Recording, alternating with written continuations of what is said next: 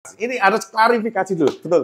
Kenapa waktu itu menyampaikan ke Anas bahwa kompetisi kopi ini itu yang bisa dipertanggungjawabkan adalah cuman hanya cup tester dan juga latte art. Karena latte art dan cup tester itu kan memang penjuriannya bisa langsung katakanlah terlihat saat itu kan. Sementara brewers sama barista itu kan profesi.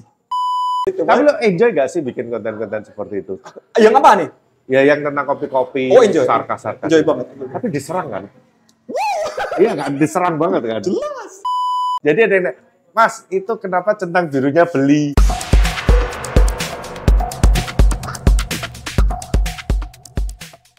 Kali ini udah bersama Larka. Ini adalah Instagram sensation ya di kopi ya kan. Yang kontroversial, Mas, ini harus diakui ya. Dulu. Enggak, sampai sekarang masih kontroversial. Oke, Mas, terus terang kita baru pertama ketemu. Betul. Tapi aku sudah tahu dirimu sejak lebih lama. Bukumu terdengar di mana-mana. Beli nggak tapi? Belum. Gimana? Nanti aku beli. Di Gramedia ada, Mas. Masih banyak stoknya. Karena nggak laku-laku. Jadi tolong ya, kalau udah beli dibaca, di review ya. Royalty. Mas, ini terus terang sosokmu ini sangat menarik. Jadi aku pertama kali tahu Larka ini ya. Sebenarnya nama aslinya siapa sih? Rianto Larka Rahadi. Rianto Larka Rahadi. Larka. Rahadi. Oke, berarti memang Larka itu namanya ya. Aku panggil Mas Larka aja ya. Mas Larka ini aku waktu itu pertama kali tahu itu dikirimin sama beberapa teman-teman kopi. Wih, ini nih. So ngomongnya kayak begini. Itu konten yang tentang Eksperimental. Bukan Sebelumnya.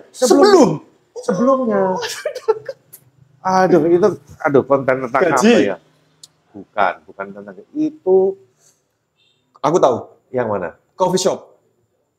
Coffee shop yang mana? Yang aku sempat bahas, yang bisnis coffee shop itu enggak ngotak. Itu bukan. Oh, bukan. Bukan. Yang awal pertama kali dikirim orang-orang, ini aku baru ingat nih. Itu yang waktu ngobrol sama Anas Beck. Oh. Oke, kita bahas dulu nih. Ini Mas, ini harus klarifikasi dulu. Betul. Kenapa waktu itu menyampaikan ke Anas bahwa kompetisi kopi ini itu yang bisa dipertanggungjawabkan adalah cuman hanya cup tester dan juga latte art. Betul. Jadi kenapa yang IBC dengan yang si manual brew ini tidak bisa dipertanggungjawabkan menurut Pertama ya. Gimana? Sebenarnya aku lihat narasi itu bukan narasi dari aku sebenarnya. Itu ada salah satu Instagram coffee shop yang pernah membahas itu. Oh, oke. Dan tapi bukan bentuk narasi kayak yang aku lakukan ya. Cuman biasalah Instagram coffee shop ada footage orang ngebrew terus ada tulisan-tulisannya. Terus aku gini. Makanya aku tanyain ke Mas Anas, menurutmu gimana? Nah, sebenarnya dari sejak awal aku mempertanyakan itu, aku sebenarnya sudah tahu jawabannya, Mas. Jawabannya adalah karena latte art dan cup tester itu kan memang penjuriannya bisa langsung katakanlah terlihat saat itu kan. Sementara brewers sama barista itu kan profesi. Oke. Jadi dipertanggungjawabkannya lewat apa? Lewat saat dia nanti bekerja di coffee shop pada umumnya. Kayak biasanya di luar kompetisi dipertanggungjawabkannya lewat apa? Ya lewat saat dia bekerja, saat dia melayani pelanggan. Sebenarnya kan itu, jawabannya kan itu. Tapi kan ya biasalah untuk gimmick lah. Jadi itu sebenarnya yang lucu jawabannya Anas itu sampai Ya Mas Anas kan mana orangnya? belum datang dia.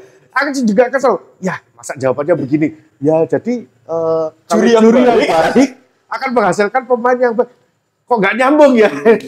Aku paham. Maksudnya dia kan juga tidak ingin terlalu. Iya. Dia cari aman lah. Padahal harusnya Mas jawabnya gini ya. Nah itu kan abis itu aku bahas lagi tuh. Aku bikin pertanyaan. Jadi karena itu udah beberapa waktu lalu podcast dengan Mas Anas kan. Habis itu aku cuman ngelempar pertanyaan. Kalau barista championship dan brewers championship itu dipertanggungjawabkan lewat apa? Itu pertanyaan. Iya. Iya kan? Aku lihat itu juga. Ya, sempat menanyakan kan. Ini nanya serius loh. Ini aku nanya. Ya, aku sih juga sebenarnya juga malas ya ngebahas itu ya. Karena itu bisa dicari sendiri lah Mas Larka. Jadi aku di podcast ini bukan untuk menjawab apa yang kamu tanyakan waktu itu, enggak perlu lah. Cuman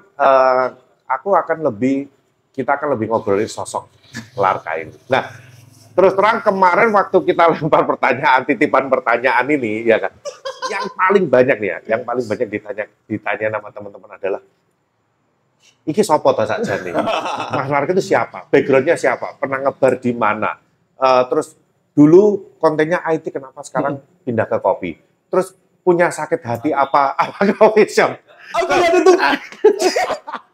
Coba Mas, ini harus dijelaskan ya kan. Oke, backgroundnya lah gitu. Ngopi dulu nih.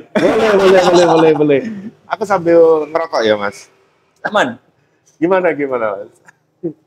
2015 itu pertama kalinya aku ngebar.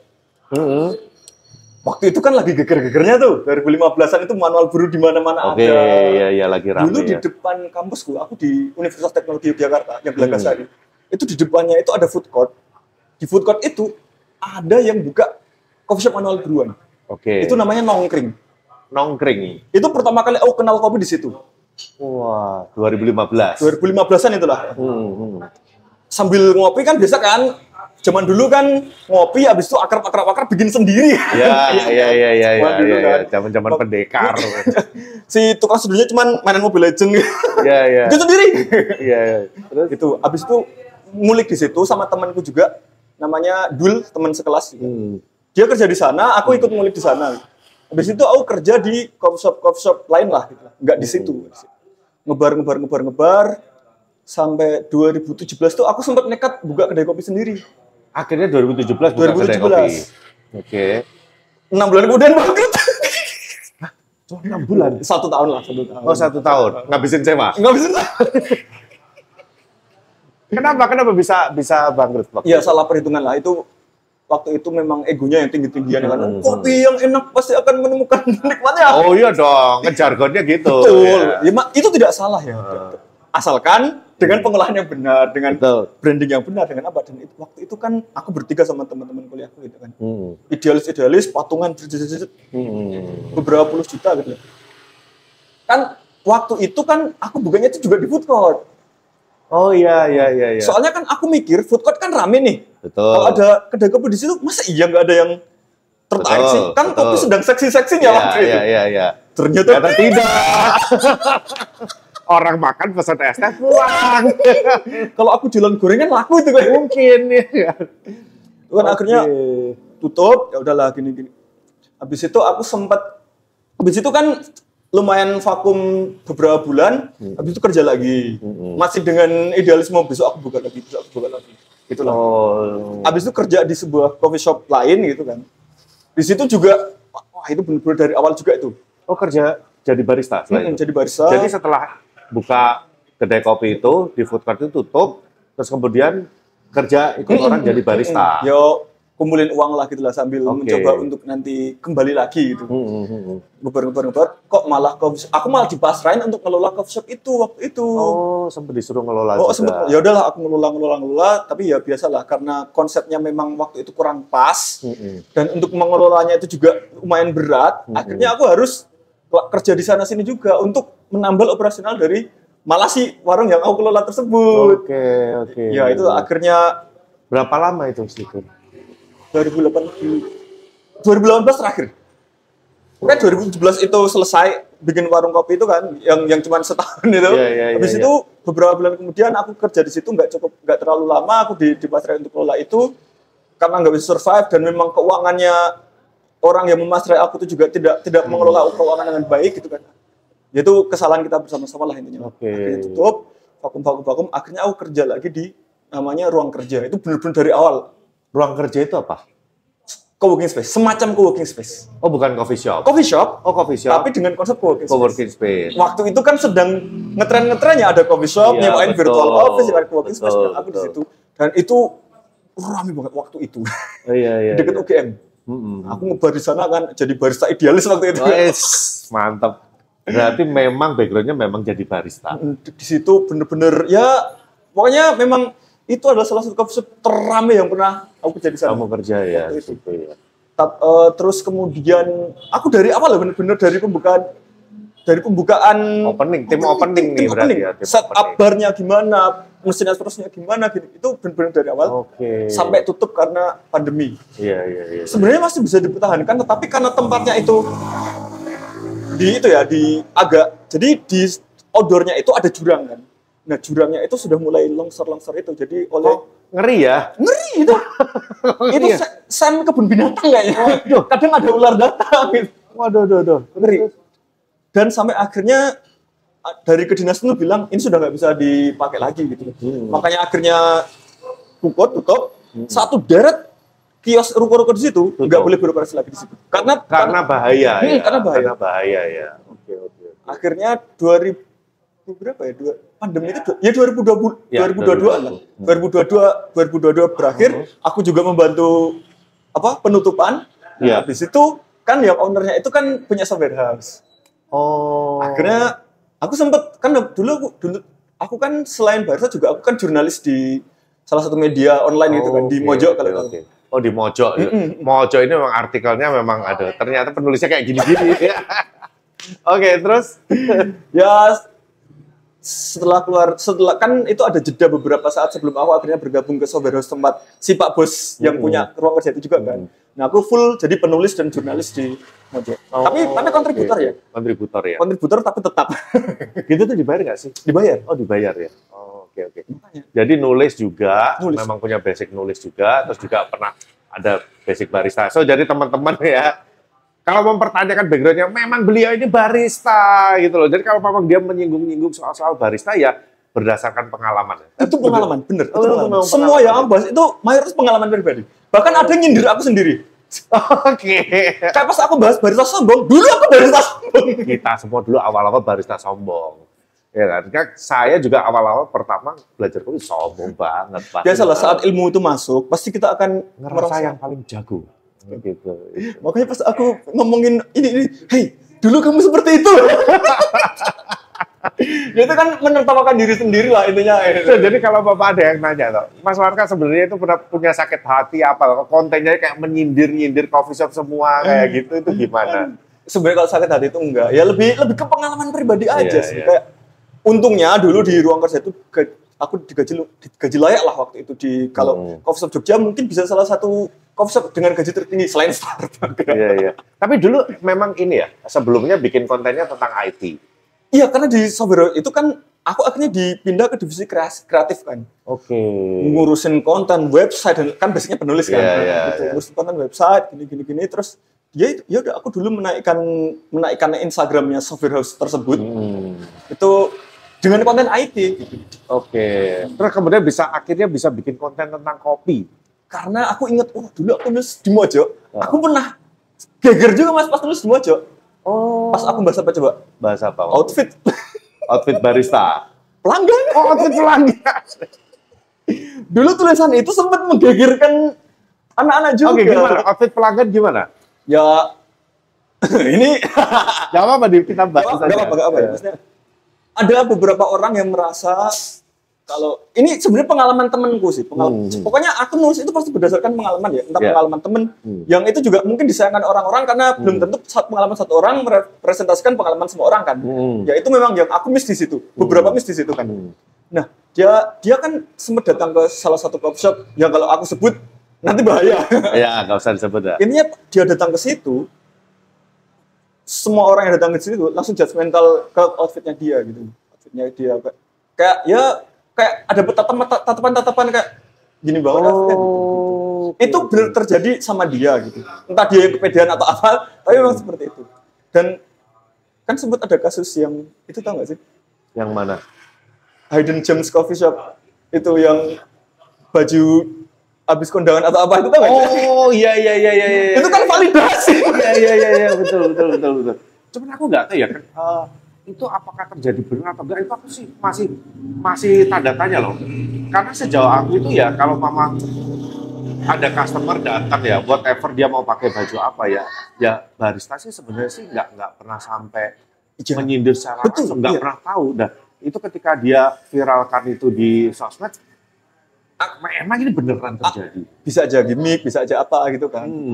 Dan aku kan kemarin ngobrol sama temanku ya, ini kan kemarin aku coba penasaran karena dia termasuk anak yang outfitnya oke lah katanya saat workshop gitu. Dan ternyata dia juga merasakan hal yang sama, tapi di sisi lain dia juga merasa sebenarnya tatapan-tatapan itu tuh bukan untuk judgmental, tapi untuk outfitnya dia kayak gitu ya. Outfitnya dia kayak perbandingan aja gitu, nggak ada judgmentalnya. Iya, dia cuma ngerasa aja ya.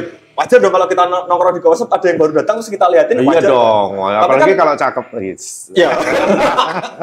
Nah, mungkin ada beberapa orang yang pas saat itu dia datang merasa tidak dengan outfit yang se-oke mereka, jadi merasa seperti itu. Oh, insecure sendiri. Gitu. Iya. Ada beberapa hal. Tapi ya, memang teman-teman banyak ya kayak ngirimin videomu ke aku. Ini orang sok tahu banget, nih orang gini. Ya, aku memang nggak pengen cari tahu dulu background kamu itu apa. Cuman kalau dari aku sendiri, karena aku pun juga bikin konten, bikin YouTube ya, aku ngerasa ini menarik gitu loh. Aku merasa menarik, ini oke, aku sih enjoy. Tapi beberapa barista itu ada yang merasa tersinggung. Tapi ya buat aku ya, kontenmu ini sarkas-sarkas yang memang lucu gitu loh. Jadi saat, kan penulis ini ya, kan masih kita sama-sama penulis kan? Iya. Meskipun bukumu terbit lebih laku dan aku juga pernah terbitin buku maksudnya. Oh iya. Tapi fiksi. Maksudnya basic fiksi. untuk penulis itu kan ada. Iya.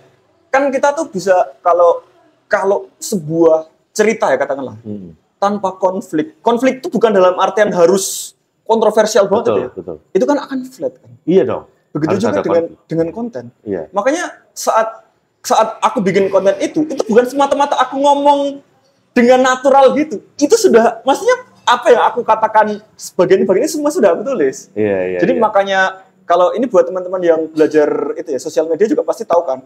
Kita harus memberi hook di 2 detik pertama gimana kita betul. gimana saat kita orang lihat konten kita tuh langsung apaan nih gitu.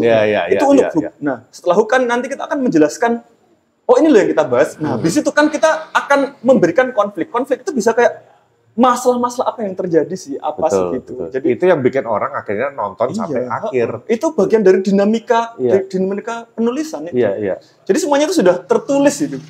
Memang di skrip ya berarti ya? Semuanya aku skrip. Memang di skrip ini memang untuk memancing orang supaya dia mau nonton sampai akhir. Bukan untuk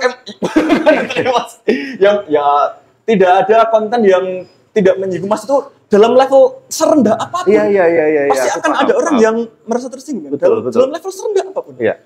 Karena memang ketika kita menyelipkan sedikit konflik di dalam konten itu, ya itu yang bikin konten itu akan ditonton.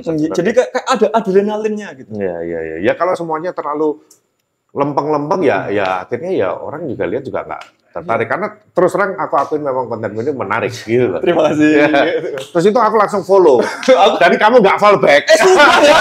Baru kemarin follow back. Loh, memang Mas sudah follow? Aku udah follow udah lama. Oh iya? Teman-teman nih kalau misalnya mau minta follow back, DM aja Mas. Gak apa-apa. Nah, terus juga ya, waktu itu juga ada konten yang ini jadi bahas kontenmu nih. Gak apa-apa. Tapi menarik. Jadi waktu itu kamu sempat menanyakan soal ngebahas tentang juri manual brew. Oh iya. Juri manual brew itu subjektif banget. Ini kita ngomongin yang throwdown ya. Ya, throwdown. Ketika fun battle itu udah nggak fun lagi karena pesertanya udah terlalu serius. Nah, terus kamu bilang ya akhirnya kompetisi throwdown ini jadi kompetisi yang subjektif karena tergantung selera oleh para juri. Nah, karena memang kalau memang dari sisi aku, dari aku pernah jadi juri, terus kemudian aku ngejuri throwdown dan awal-awal seperti apa konsep fun battle ini, ya karena memang itu memang basicnya memang penilaian itu berdasarkan subjektivitas. Benar, iya kan? Juri itu. Dan itu tidak masalah menurutku loh. Dan itu tidak masalah. Jadi ya kopi enak atau tidak enak kan tergantung siapa yang minum kan jatuhnya. Ini tidak bisa dipungkiri ya. Betul. Jadi makanya kemarin aku bilang yang throwdown ya, yang benar-benar subjektif. Ya memang jurimu orang-orang yang di kota tersebut kan biasanya bahkan kok per kota sih, bahkan per coffee shop di kota itu beda-beda. Makanya jurinya itu katakanlah dia suka yang agak bodinya tebal atau apa, ya itu kan memang selera dan selera tidak ada yang salah. Makanya aku bilang itu subjektif. Ya waktu itu memang karena aku sedang pengen nge-up event Malioboro Coffee Night. Iya, ujung-ujungnya belakangnya iklan. Aku tuh memang pengen nge-up Malioboro Coffee Night. Aku tonton ini. Jadi belakangnya iklan. Itu tak pengen ngapal lebar kopi. Jadi ya, emang tak buat seperti itu. Tapi lo enjoy gak sih bikin konten-konten seperti itu? Yang apa nih?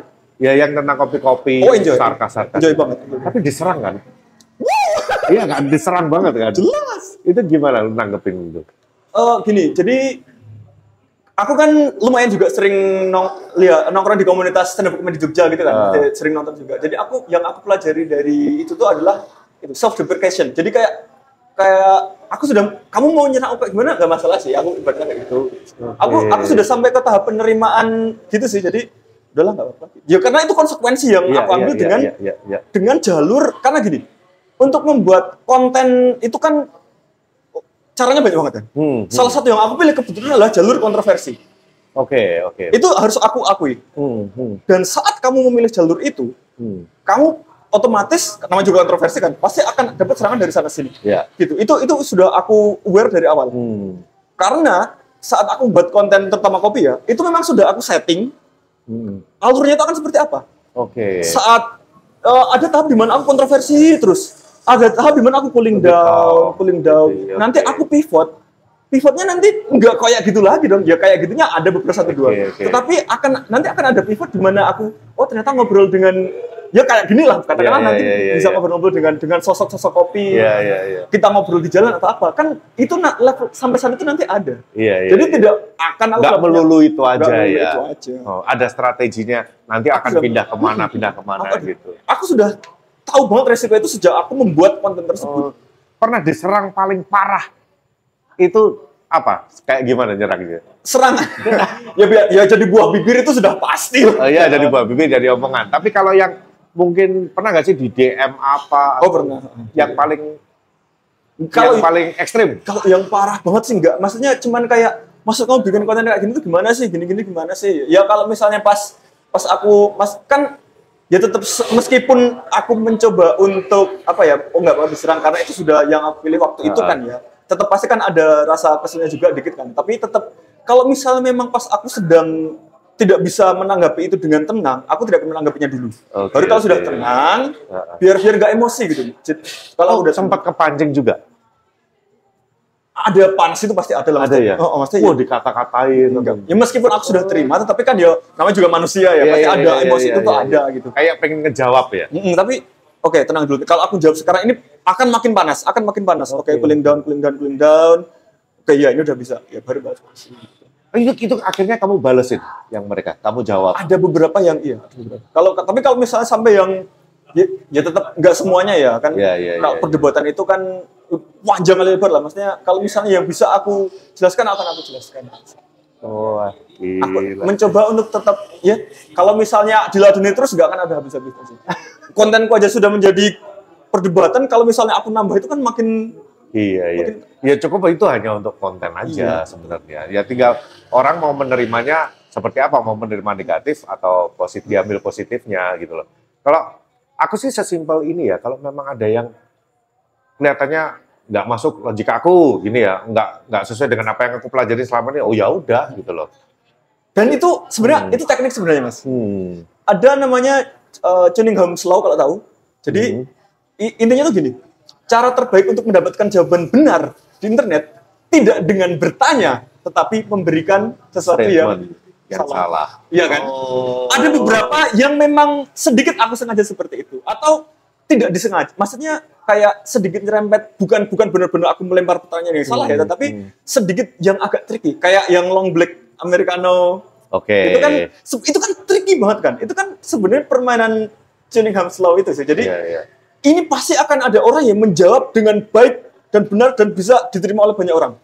Tapi kalau ngomongin long black sama americano, itu dari aku belajar kopi sampai hari ini.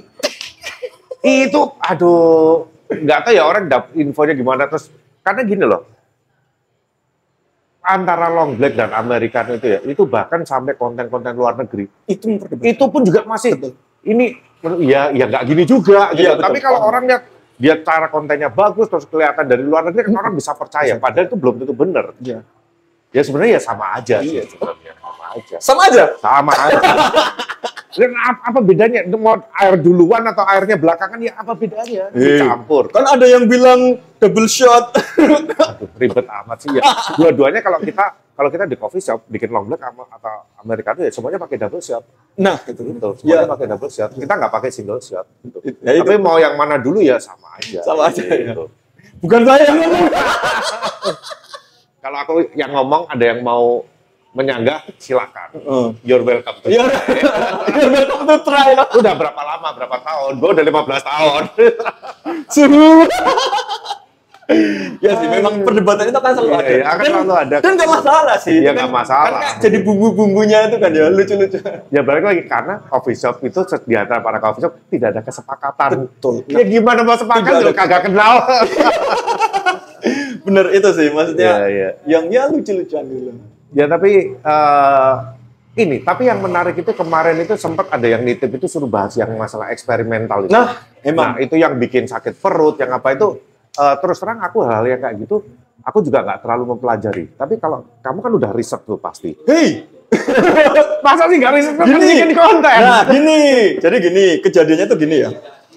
Tahu meme itu nggak sih? Ada anak di kelas yang melempar lelucon, tapi nggak kedengeran. Terus ada temannya sebelah denger lelucon itu dan melempar lelucon itu lebih keras dan diketawain sama orang. Itu yang aku lakukan. Oke. In a bad ways. Jadi menurutmu gimana eksperimen itu? Gini ya, maksudnya pada waktu itu kan sebelum event Malioboro Coffee Night ya, aku sama anak-anak komunitas kopi Nusantara di Jogja itu kan nongkrong kan. Ada satu orang tuh namanya Mas Hikmat. Yang ya tahu. Oke, terus lanjut. Nah, intinya aku tidak menyalahkan dia juga. Maksudnya, aku percaya dia ya dia punya keahlian di bidang itulah katakan. Dia tuh punya keresahan gini. Aku punya keresahan ini. Aku menemukan gini eksperimental. Kalau yang salah tuh bisa gini.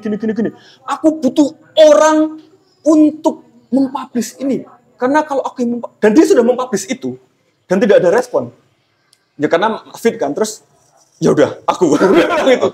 Jelaskan dengan cara yang mesti aku tanyakan ini gini skripku kayak gini, oh iya ini skripku kayak gini, aku bener-bener sebelum aku take konten itu aku DM sama dia skripku kayak gini gimana, skripku kayak gini gimana, ini sudah sesuai dengan yang kamu mau belum, oh iya ini udah, makanya aku kolaborasiin sama dia sama rosternya dia kan.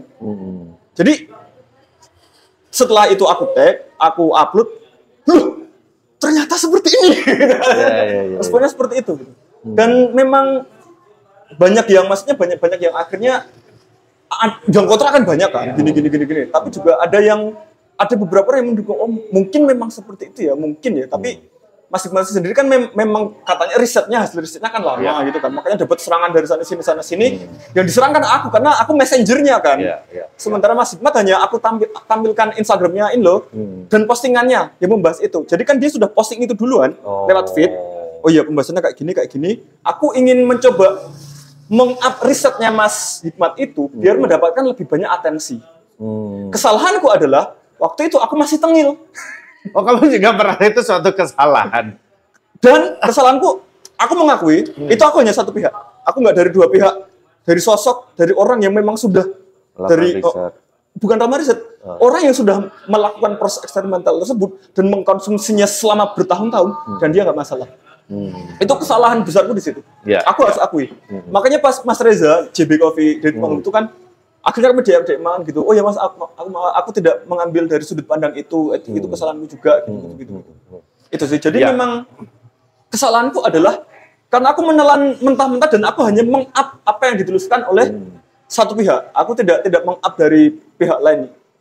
Dan dengan tengil. Tapi itu memang salah satu topik yang cukup berat sih sebenarnya. Itu sebenarnya isu tentang proses eksperimental yang pakai yeast atau pakai bakteri. Itu udah lama sebenarnya. Kita udah paham. Cuman kan kita memang nggak tahu nih. Cuman kita kan jadi bertanya, ini kalau mau dikonsumsi dalam waktu lama seperti apa sih jadinya, kita juga nggak pernah tahu. Nggak pernah seperti itu juga. Tapi kan lagian kan kita juga setelah itu kan kita juga secara logik aja ya ketika di roasting dengan suhu sekian derajat harusnya seperti apa dengan air panas lebih safe lah ya, cuman ya kita memang nggak tahu seperti apa. Jadi itu ya memang aku itu kesalahan, tapi ya itu bagian dari perjalanan lah. Dan akhirnya pas Malioboro Coffee Night kan kemarin menjadi pembahasan yang seru. Iya. Tapi itu menarik. Untuk membuka diskusi-diskusi. Aku maksudnya kenapa nggak aku tag dan ya ini untuk diskusi kita bareng-bareng aja. Ada orang yang punya opini seperti itu dan oke, aku memang menyuarakan opini orang tersebut gitu. Jadi sebenarnya apa yang kamu bikin ini ya memang lebih ke konten ya. Lebih ke konten dari orang yang sudah melakukan riset tersebut, entah itu sudah benar-benar riset atau belum, itu nanti kita tanya masuk aja gitu. Tapi kamu ngerasa nggak? Apakah kamu merasa pernah nggak punya orang? Gue ini udah belajar barista, gue belajar kopi, gue berhak menyuarakan seperti ini karena ini sesuai dengan kapasitas aku kayak begitu. Aku lebih mikirnya gini sih. Ini masih di ranah kopi dan hal seperti ini menurutku memang layak untuk menjadi perdebatan. Bukan perdebatan debat kusir gitu ya, benar-benar debat. Oh ini beneran, ini sebenarnya kejadian. Ini kalau ini bakal kejadian atau enggak sih? Nah misalnya enggak, ya alhamdulillah gitu kan. Tapi ada orang yang pasti dengan opini seperti ini, terus aku menyuarakan itu. Potensi itu mungkin ada dalam level kesekian gitu, mungkin ada. Tapi tetap ada fakta bahwa ada orang yang mengkonsumsi itu bertahun-tahun dan masih aman-aman saja juga, itu juga tidak bisa kita tutup. Tapi apakah aku merasa aku harus mengangkat itu? Waktu itu aku memang merasa harus mengangkat itu. Kalau ditanya sekarang apakah jika kejadian itu terjadi sekarang, apakah aku mengangkatnya? Aku akan mengangkatnya, tapi aku akan tanya ke orang yang udah memproduksi itu. Tetap akan aku bahas ada potensi seperti ini, tetapi akan aku tanyakan juga, Mas, misalnya ke Mas Reza atau Mas, ini ada orang yang beropini seperti ini, menurutmu gimana? Nah, aku akan menyampaikan dari dua sisi seperti itu. Kalau sekarang ya, tetapi apakah itu tetap akan aku sampaikan? Akan aku sampaikan.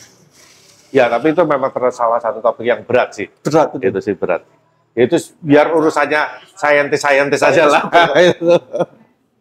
Oke. Sebenarnya waktu itu ada banyak topik-topik seputar itu yang lebih berbahaya. Contohnya apa? Jangan dong.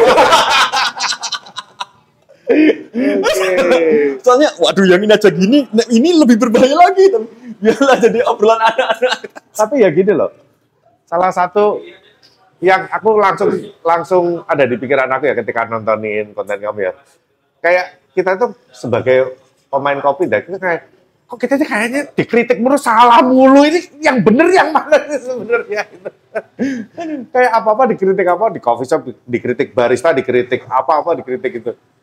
Aku sebenarnya cuma mengcapture fenomena yang aku lihat aja sebenarnya, bukan mengkritik industrinya tetapi tetap aku menemukan kejadian kayak gini nih. Ternyata dan lucunya adalah saat aku ngobrol dengan beberapa teman-teman barista gitu ya, keresahan mereka terkait hal itu tuh ada. Cuman mereka tidak berani menyuarakan karena mereka masih di industri tersebut. Jadi aku akan mencoba untuk menerima curhatan-curhatan itu. Banyak itu konten-konten yang dari curhatan sebenarnya, Mas, aku sebenarnya punya curhatan kayak gini. Jadi kamu menyampaikan juga dengan skenario skrip yang kamu bikin itu ya. Based on pengalaman dari orang. Ternyata ada fenomena kayak gini loh. Ada fenomena kayak gini. Tapi hari ini aku pun juga jadi belajar sama kamu ya bahwa memang untuk bikin satu konten itu ya memang kalau mau ditonton yang ramai itu memang yang harus ada ya konflik-konfliknya begitulah, ada suatu problem di situ yang akan dibahas kayak begitu. Konflik itu bukan semata-mata harus kontroversi loh, kayak misalnya sebatas idenya apa, konfliknya itu adalah sudut pandang berkebalikan dari ide tersebut. Itu sudah akan membuat kontenmu itu konflik sendiri ya. Iya, itu konflik tersendiri. Ini menarik. Ini kayak katakanlah americano dan gula gitu katakanlah. Ada orang yang minum americano tanpa gula, ada yang minum dengan gula. Itu kan perbedaan pandangan kan, dan itu menjadi konflik ya kalau dibahas. Ada tensi naiknya tuh di sini loh, ada yang pakai gula, ada yang nggak pakai gula kan. Itu sesimpel itu. Ya paling gampang ya kayak espresso, ada orang yang di Italia sendiri yang negara yang menciptakan espresso, itu pun mereka masih banyak orang yang konsumsi espresso dikasih gula. Betul. Iya kan? Itu James Hoffman. James Hoffman ya. Itu kan sedikit. Iya. Ya segampang itulah sebenarnya ya. Segampang itu. Jadi ya karena itu apalagi kalau kita melebar ke mancanegara gitu kan, akan selalu ada orang yang tidak setuju dengan suatu pendapat gitu. Dan pasti. itu wajar. Makanya ada kolom komentar kan. Berarti nggak kapok ya tapi ya. Bikin gitu ya. Walaupun diserang nggak kapok ya. Lebih ke itu. Makanya tadi kan pelan-pelan pivot, pelan-pelan main, maksudnya bukan main aman ya, maksudnya pembahasan yang Ya yang relate aja, yang nggak terlalu perdebatan panjang kayak yang dulu itu. Nah, terus ini tadi itu kebetulan aku juga ketemu sama Bu Vero. Bu Vero ini adalah kepala cabangnya Bon Cafe di Jogja. Nah, aku cerita dong, gua nanti mau ngobrol sama Larka, lo ada pertanyaan apa nih? Kasih tahu dia ya. Dia boleh mengkritik-kritik gini. Tapi ketika kita sedang membangun bikin event acara-acara yang untuk kemajuan industri kopi ini, dia kemana? Coba. Itu aku mengambil peran yang bisa aku lakukan. Betul. Yaitu dengan menyebarkan konten tersebut. Makanya ini mau aku bahas ini. Ya. Orang kan nganggapnya kamu kontribusinya apa? Betul. Ya. Nah ini makanya kan seiring berjalan waktu kan aku kan sudah ada blueprint kontenku mau gimana kan. Awal-awal memang aku akan seperti itu kan. Sampai di tahap tertentu aku akan mencoba untuk benar-benar memanfaatkan ternyata aku sudah punya atensi nih. Ya. Untuk support coffee shop kecil. Betul. Support street bar yang masih berjuang. Support apa itu? Makanya kan sekarang ini kan kontenku mulai aku turun ke jalanan, aku ngobrol dengan teman-teman street bar, gimana sih perjuangan kalian membangun ini, gimana sih apa dan bahkan besok ada salah satu kontenku yang aku ingin berkolaborasi dengan salah satu street bar kopi di Jogja. Apa yang akan aku lakukan? Aku akan mencoba untuk mendevelop media sosial mereka biar lebih banyak ditonton, biar itu bisa menjadi media promosi mereka. Itu peranku aku ingin mencoba memainkan peranku di situ. Jadi memang aku mencoba menggunakan kemampuanku di bidang pembuatan konten tentang kopi, dan aku kerjasama dengan street bar yang katakanlah tidak bisa meng-hire influencer coffee shop yang red card-nya makin mahal sampai sekarang ini. Aku ingin mencoba mengajar mereka, aku coba akan sebulan membranding media sosialmu agar semakin banyak atensi, followersmu naik, audiensmu meningkat. Karena nggak bisa dimungkiri, Mas. Instagram, sosial media itu berpengaruh besar pada coffee shop. Betul. Kalau aku boleh bilang ya, ada satu coffee shop, dulu street bar juga, namanya Tekosu, di dekat sini lah. Tekosu itu dulu, ownernya itu Mas Freddy. Dulu bertahun-tahun dia di jalanan pakai Vespa. Wah. Dia sampai kerja di 3 tempat sekaligus, hanya untuk membiayai street barnya itu. Perjuangannya mati-matian. Dan karena dia orang timur ya, mohon maaf, dia dapat rasis mau dapat apa gitu. Iya. Dan dia ingin berjuang untuk membangun, maksudnya rasisme itu bukan dalam artian terus dia ajak langsung dia tuh merasa kayak karena dia buka di street bar kan, kenapa sepi? Ada dua permasalahan. Satu, mungkin karena dia orang timur. Dua, ya karena memang street bar gitu. Memang kurang kopi. Dia mengakui kopi bikinannya nggak enak gitu. Tapi dia mengakui, makanya kalau ada yang datang jangan pesen manual brew. Tapi tetap ada pesen, terus dia ngakalnya gimana? Diajak ngobrol biar lupa rasa kopinya. Dia bertahun-tahun sampai akhirnya dia punya kesempatan untuk buka di kontrakannya sendiri, rumah kontrakannya. Dan di halamannya itu dibikin street barnya, Vespanya sama gerobak itu masih ada di situ.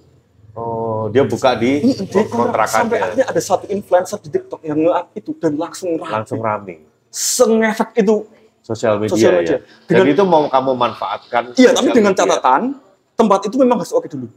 Oke. Maksudnya produk enak tuh memang ya wajib lah. Pelayanan tempatnya itu harus up.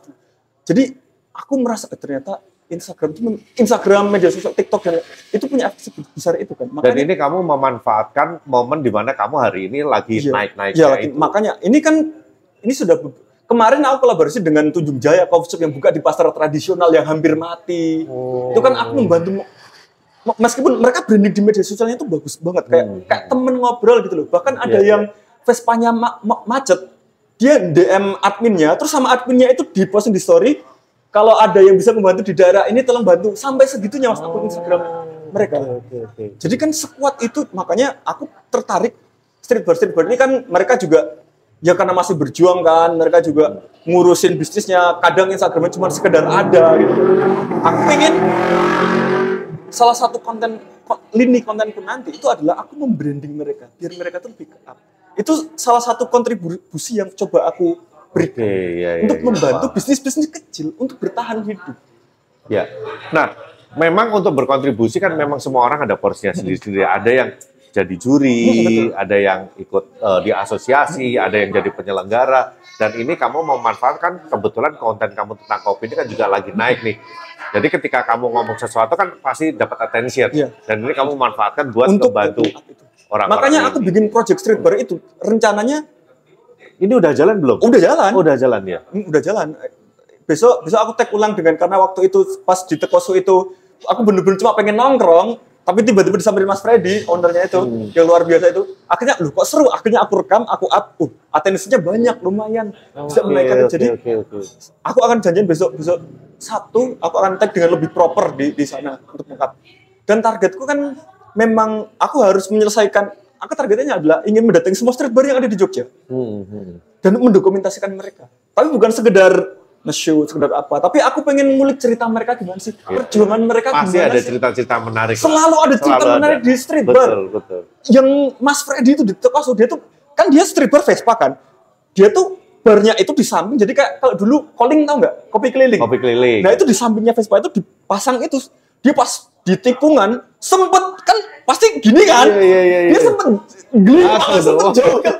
Dulu dia pasti sedih banget, tapi kemarin cerita ketawa-tawa gitu. Cerita-cerita di street bar itu selalu menarik. Kenapa aku memilih street bar ya? Karena itu ceritanya tuh banyak banget. Dan mereka menurutku kok apa ya, kayak yang menurutku bisa aku angkat gitu, dan siapa tahu mereka nanti bisa menjadi Mas Freddy berikutnya yang bisa sukses dan apa gitu. Kita nggak pernah tahu ya, tapi setidaknya kamu mencoba untuk berkontribusi melalui itu. Dan aku nggak pernah menerima endorse dari coffee shop yang aku datangi. Oke. Karena beberapa minta, Mas datang ke sini dong. Kamu nggak terima? Aku nggak terima. Itu kan jatuhnya influencer coffee shop yang review itu kan. Aku nggak. Selain itu, ya itu bukan apa-apa. Memang itu bukan ranahku itu. Tapi kan sebenarnya bisa jadi momen buat cari duit dong. Cari duitnya aku dari tempat lain, Mas. Brand-brand yang kerjasama denganku tuh ya bengkel, selai, powder gitu-gitu justru. Tools gitu. Aku saat aku dapat endorse dari sebuah bengkel skala nasional gitu. Aku membahas street bar. Aku bahas street bar, paling street bar itu apa sih yang perlu diperhatikan? Service aja paling itu yang berapa. Gitu. Jadi kalau untuk coffee shop, kalau misal menurutku yang menarik dan layak aku akan up. Dan lebih ke ngobrol sama si entah baristanya, entah owner, gimana perjuangannya dia. Kita nggak pernah tahu owner coffee shop itu yang sekarang lihat berhasil, dulu ternyata kerja di 4 tempat sekaligus, 3 tempat sekaligus. Perjuangannya ngeri gitu makanya. Oke. So, jadi memang kontribusi itu yang kamu lakuin ya. Nah, jadi kalau balik lagi ya ke pertanyaan-pertanyaan teman-teman ini ya, ini sebenarnya males juga mau nanya, tapi berhubung nggak apa-apa. Ada yang nanya juga nggak apa-apa. Jadi ada yang nanya, Mas, itu kenapa centang birunya beli? Loh, aku bisa jawab. Ini gini. Pertama, kita bisa olahraga dimanapun. Oke.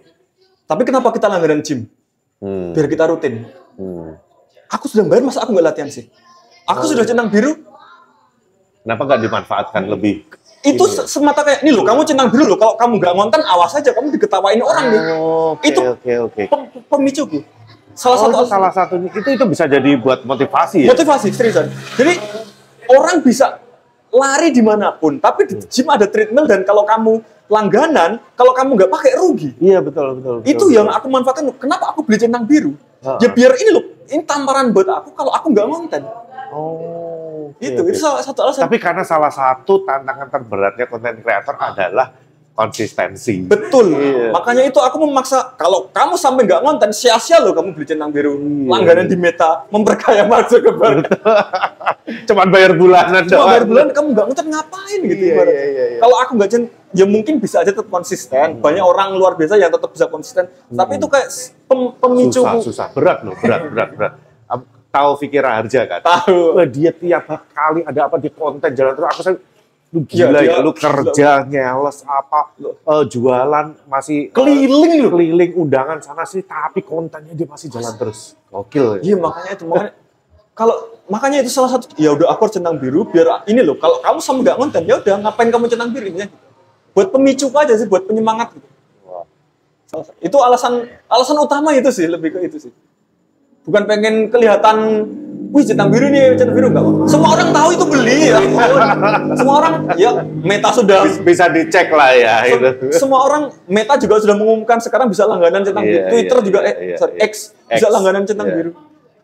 Buat itu aja biar makin konsisten aja. Tapi kamu hari ini day to day-nya ini kerjanya apa sih? Aku sekarang ngurusin kreatifnya kantor software house-ku. Oke, jadi IT ya memang. Jadi konten seputar IT, websitenya, kelas-kelas IT gitu. Dan setelah sore pulang kerja baru kamu bikin konten-konten itu. Aku kan di studio itu studionya kantor sebenarnya. Oh, oke, aku mau nanya dulu. Itu kamu pakai tim atau sendiri? Kalau yang pribadi aku sendiri. Oh, yang di IG-mu itu sendiri semua? IG pribadiku sendiri. Kalau yang di IT-nya ya tim lah, ada yang edit. Jadi kamu pakai kamera, ngomong sendiri, terus nanti diedit-edit sendiri gitu? Nggak pakai tim sama sekali? Sama kayak aku dong. Mana nih? Yang ngawasin nggak ada. Masak-masak sendiri, bawa tripod sendiri. Itu memori habis nggak ada yang tahu. Nggak tahu. Ini kalau memang baterainya habis atau nggak tahu deh. Makanya aku selalu save ya kan. Karena dulu pernah kejadian, konten pertama baterai cuma 3 berapa persen, waktu itu sama Ojek ya bikin. Cuman waktu itu kameranya masih ngadep ke kita. Oh, jadi kamera depan. Betul. Loh aja udah habis. Mana? Iya kan susah kan kalau kayak gini nggak tahu nih udah. Pokoknya kita save aja tadi udah 90%, ya udahlah kita ajar aja lah. Ajar. Sendiri kalau untuk konten pribadiku sendiri. Ya semoga nanti besok bisa nambahin teman-teman gitu. Tapi ketika kamu bikin awal konten-konten seperti itu, sampai sekarang akhirnya kan naik nih. Sebenarnya kan kamu udah dapet nih attention-nya ini. Goals kamu itu nanti apa sih? Goalsku? Salah satunya ya memang, ini kayak nggak bisa nggak pungkiri. Aku memang pengen mencoba untuk berdampak ke industri ini sih. Sekecil apapun. Blueprint-nya tuh ke sana. Tapi kamu basicnya kamu memang suka kopi segitunya ya? Aku di kantor setiap 30 menit sekali nyeduh, Mas. Ya kan bosnya kan mantan punya konsultan ya, semuanya dibawa ke kantor. Tiap 30 menit sekali aku nyeduh. Oke, jadi memang ya kamu secinta itu juga sama kopi. Iya, jelas lah. Kalau enggak ngapain aku bikin konten kayak gini? Bukan karena bikin konten itu bukan karena kamu benci sama coffee shop dan barista itu. Enggak. Karena apa ya kita lakukan semuanya di mata kamu itu salah. Enggak, ya itu nyindir aku sendiri, Mas. Saat aku bilang barista sombong tuh ngapain jadi barista gajinya kecil? Hei, kamu dulu seperti itu. Itu cuma kayak nyindir diriku sendiri dan kayaknya ada orang-orang yang relate lah masih dengan aku. Iya. Tapi memang ya nggak bisa dipungkiri ya, memang gaji barista ya, apalagi kalau masih fresh ya, mau seberapa susah gitu loh. Susah ya. Ya memang itu adalah fase yang harus dilalui sih. Gitu. Dan itu pilihanmu kan. Jadi ya tekuni aja. Terus oke, ini mau lagi bahas barista ya, sekalian aja nih. Kamu waktu itu bikin konten tentang sertifikasi barista. Ya, tentang sertifikasi barista. Kalau dari sudut pandangmu nih ya, penting nggak sih sebenarnya sertifikasi barista itu? Ini menarik nih. Pertama, Mas, memang kalau profesi itu baiknya disertifikasi, tetapi karena banyak coffee shop yang menerima fresh non pengalaman, otomatis barista yang punya sertifikasi kalau memang dia belum punya tempat kerja yang settle di sana terus. Itu ngapain, katakanlah ya orang-orang yang baru mau jadi barista kayak mikir ngapain aku sertifikasi, toh coffee shop ini nggak mengharuskan aku kayak gitu. Itu problemnya di situ menurutku. Menurutku problemnya di situ karena selama ada coffee shop yang menerima barista non pengalaman, maksudnya barista non pengalaman, selama itu juga mungkin para barista baru ini akan merasa kayaknya nggak perlu pakai sertifikasi. Toh juga aku jadi barista cuman buat ngisi waktu luang gini. Tetapi kalau kamu memang ingin barista menjadi profesi jangka panjang, itu perlu. Menurutku loh. Nah, kebetulan aku kan juga baru bulan November kemarin buka coffee shop baru barengan sama teman-teman. Waktu ketika kita interview, yang kita cari adalah barista yang berpengalaman. Udah pengalaman 1 tahun, 2 tahun, at least sudah di coffee shop sebelumnya dia udah pernah pegang mesin. Dan itu sangat mempermudah kita. Betul. Jadi kita nggak cari yang benar-benar masih fresh. Nah, tapi problemnya adalah gini lah. Ketika, let's say anggap kamu ini sebagai owner coffee shop nih ya, terus ada barista yang menyertakan sertifikat profesinya sebagai barista itu. Apakah kamu bisa sepercaya itu? Pertanyaan bagus. Iya kan? Gimana? Nah, karena kalau dari sudut pandang aku, ketika dia bawa sertifikasi barista, aku akan lihat ini sertifikatnya yang ngeluarin siapa dulu.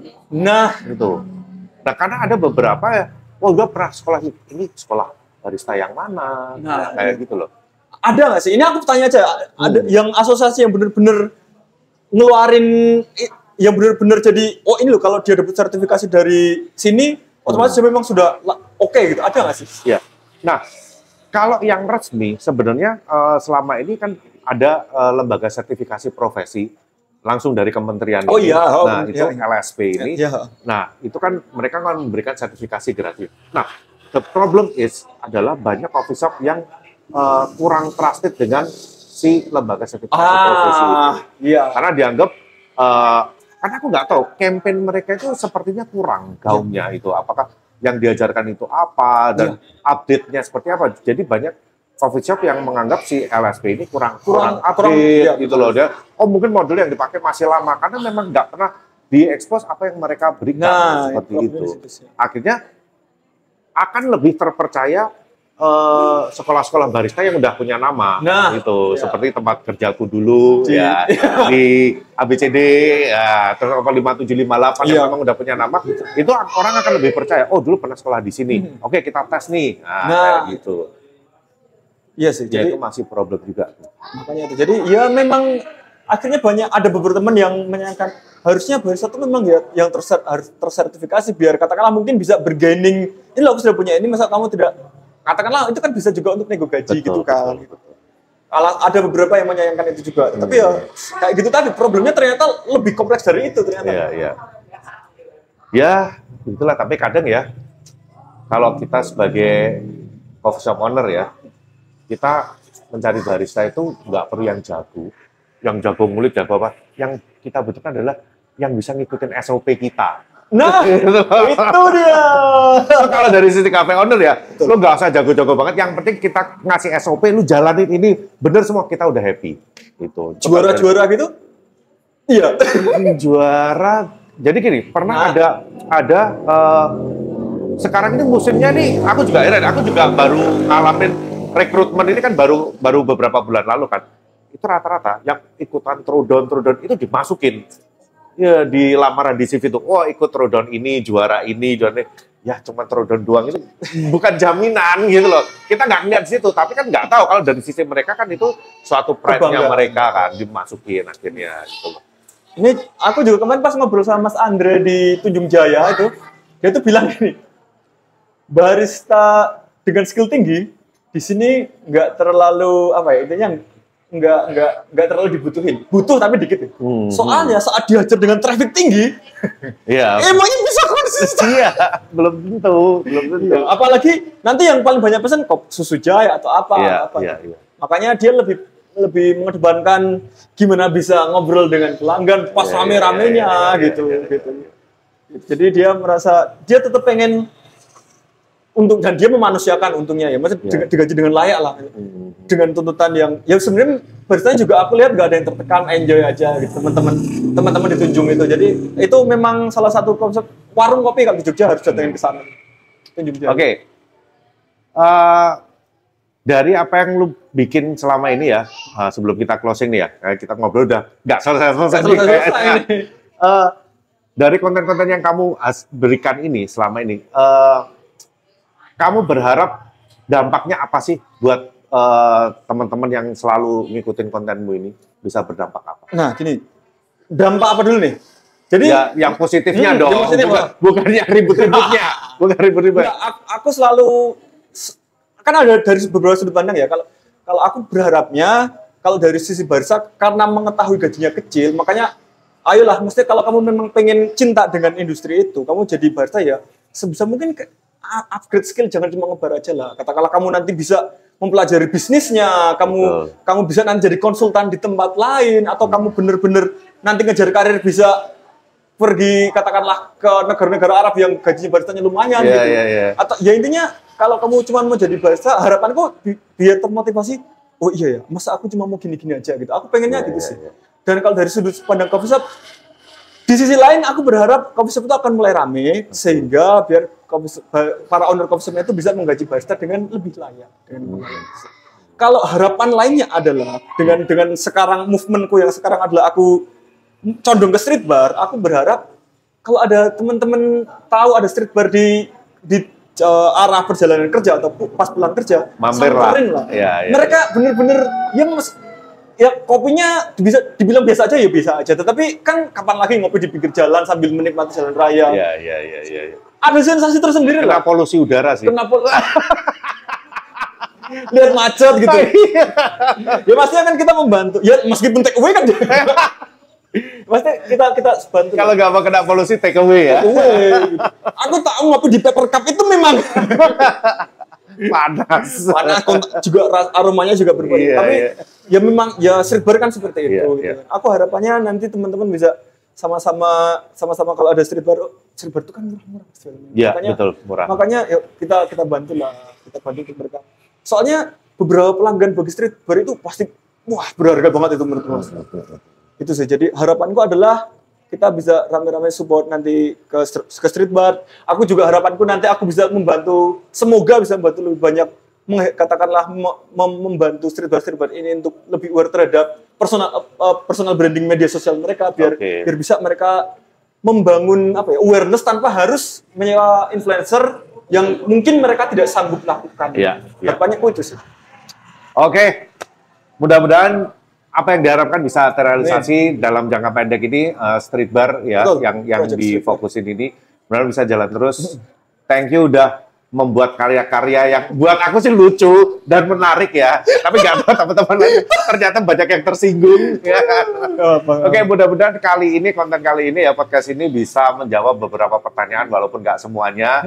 So thank you loh, thank you. Tetap berkarya terus, jangan berhenti konten, ya kan? Kita tetap tunggu karena kita butuh tontonan seperti itu. Butuh ada hal yang bisa dibuat jadi pembicaraan di antara teman-teman. Buah bibir. Iya dong. Oke, thank you banget udah meluangkan waktunya buat No Cincang ini. Kita tutup ya, Mas. Ya. Oke, teman-teman, terima kasih sudah menonton pada episode kali ini. Sampai ketemu di episode berikutnya dan salam No Cincang. Iya, ya memang segitu. Ya, oke, itu munduran lagi.